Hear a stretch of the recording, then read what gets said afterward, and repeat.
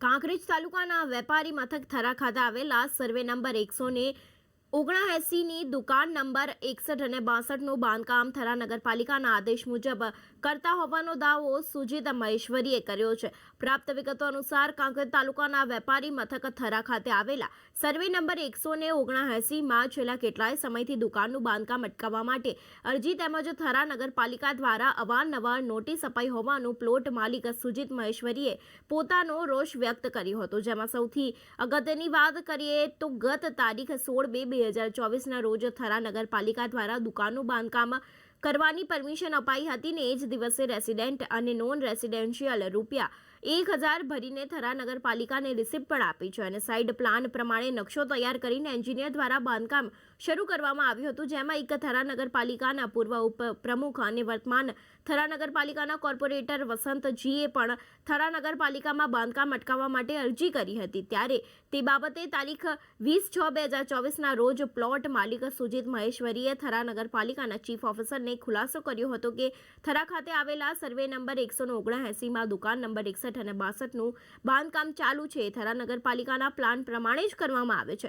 આ સ્થળ પર એન્જિનિયર રૂબરૂ મુલાકાત લઈને યોગ્ય રીતે તપાસ કરવા માટે પણ જણાવ્યું હતું। ત્યારે હવે ગત તારીખ 21/6/2024ના રોજ થરા નગરપાલિકાના પૂર્વ ઉપપ્રમુખ અને વર્તમાન કોર્પોરેટર વસંતજીએ સુજીત મહેશ્વરીને ધમકી આપીને બાંધકામ બંધ કરાવવા માટે કહ્યું હતું ને ગાળાગાળી કરીને અપશબ્દો બોલીને હેરાન કરતો હોવાની અરજી થરા પોલીસ સ્ટેશનમાં આપતા સમગ્ર ઘટનામાં નવો વળાંક આવ્યો છે। ત્યારે હવે એક અશોક મહેશ્વરીએ પણ થરા નગરપાલિકા ઉપર ગંભીર આક્ષેપો કર્યા હતા અને જણાવ્યું હતું કે ઉગડ વિદ્યા મંદિર સામે બિનઅધિકૃત રીતે પાવાપુરી સામે બિનઅધિકૃત રીતે બાંધકામ થયું હોવાનું જણાવ્યું હતું અને હવે થરા ચીફ ઓફિસર સહિત વર્તમાન બોડી પર ગંભીર રીતે આક્ષેપો કર્યા હતા અને એમની સામે કોઈ પણ પ્રકારની કાર્યવાહી કરવામાં આવતી નથી, પરંતુ અમુક અંશે એમની વારંવાર નોટિસો ફટકારીને હેરાન કર્યું હોવાનું જણાવ્યું હતું। ત્યારે હવે આ બાબતે તમામ પ્રકારની થરા પોલીસ અને થરા નગરપાલિકા દ્વારા તાત્કાલિક અસરથી ન્યાયિક તપાસ કરીને યોગ્ય રીતે કામ કરવામાં આવે તેવી માંગ સમગ્ર થરાના વેપારી સહિત બિલ્ડર લોબીમાં ચર્ચાઈ રહી છે। જેમાં અત્યાર સુધીમાં જે કંઈ હોય તે અંગે થરા નગરપાલિકાની ઘોર બેદરકારીના કારણે રીતો ઉપર સવાલ જવાબ અને દબાણો ઉપર પછી બિનઅધિકૃત રીતે બાંધકામ અટકાવવા માટે થરા નગરપાલિકા દ્વારા કાર્યવાહી કરવામાં આવશે કે નહીં તે હવે જોવાનું રહ્યું।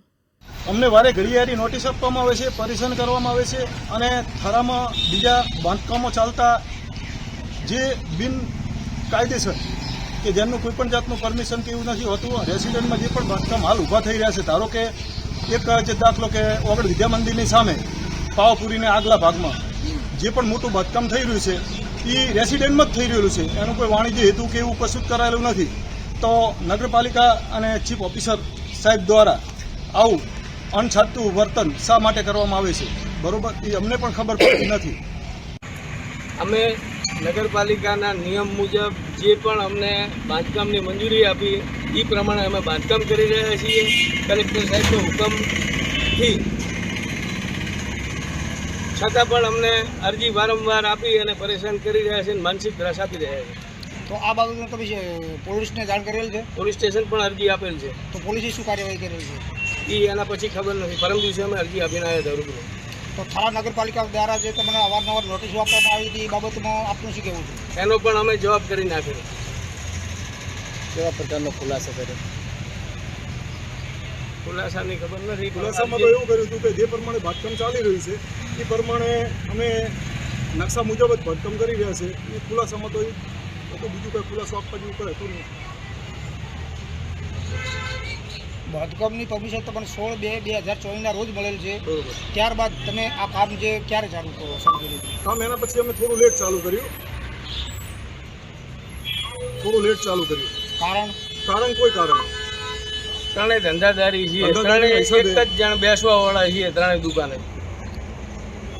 અરજદારનો એક આક્ષેપ હતો કે 0.30 એટલે 1.5 ફૂટ જેટલી જગ્યા જે ગટર લાઇનની છે જે ઊંચી છે, જે તમારા પાર્કિંગ વ્યવસ્થા માટે અગવડતા પડે એ બાબતમાં તમે શું કહેશો?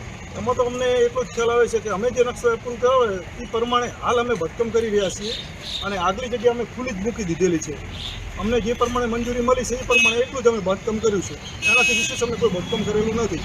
તે છતાં વારે ઘડીએ થરા નગરપાલિકા દ્વારા નોટિસો આપવામાં આવે છે અને એનો અમે જવાબ આપી દીધેલો છે।